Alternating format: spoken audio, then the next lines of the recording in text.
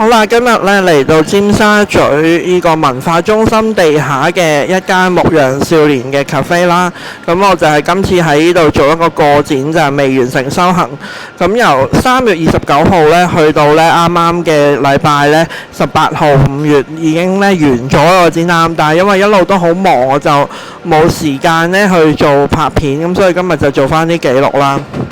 咁呢個 poster 其實我都係有特登去做一個同自己相關嘅設計，因為我要做好多手做書，咁所以今次特登呢畫咗一張畫，就係分拆翻呢個書嘅結構啦。第一張嘅畫就係文具啦，咁我就畫咗好多嘅文具。咁其實呢個喺我嗰幾本新書呢都有出現㗎啦。咁呢個就係西式書嘅分拆啦。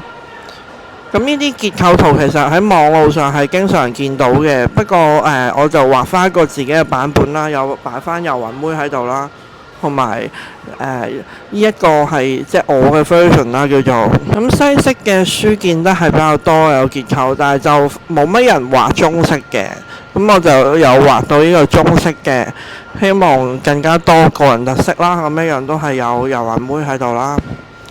咁我就做咗有少少似 photo 模咁啦，即係做咗一啲 layers 去令到嗰件事有少少立體感啦。呢個呢就係裱畫啦。咁我其實一路都好中意自己呢張原畫嘅，咁但係因為即係展覽嘅關係啦，咁所以就重新畫過呢啲圖喺 Procreate 嗰度，咁排版上面方便少少啦。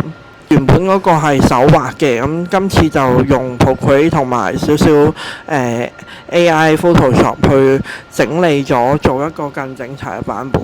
但係其實對於我嚟講，我唔係十分滿意今次呢個版本，我應該之後會再畫過。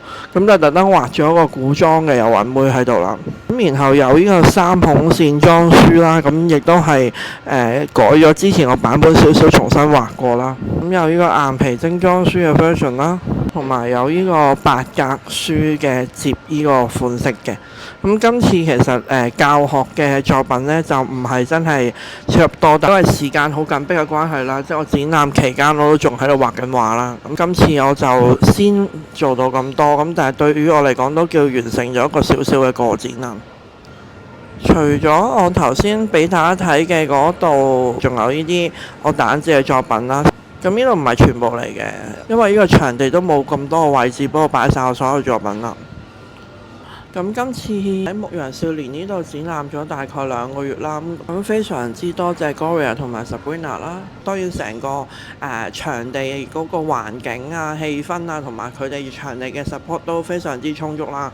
咁係一個非常之好嘅經驗嚟嘅。咁就係第2次受邀做個展啦，都好感恩啦。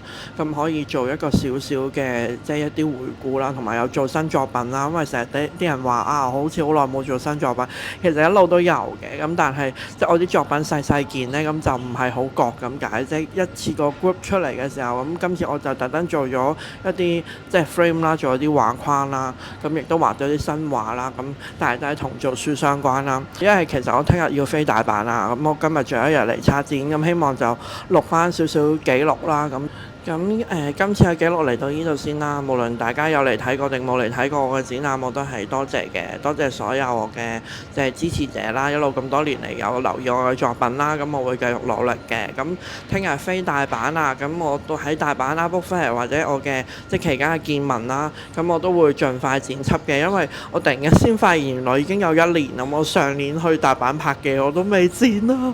咁我都明嘅。咁我希望可能盡量做一啲直播或者做啲 shorts 啦，咁希望可能可以快速啲去 show 我嘅一啲記錄啦，或者我都會諗下辦法，譬如用照片啊各類去整輯去做一個可能少少嘅 vlog 啦、遊記啦，咁希望唔使大家等咁耐啦。咁今次就嚟到呢度先啦，咁就下次再見啦，拜拜。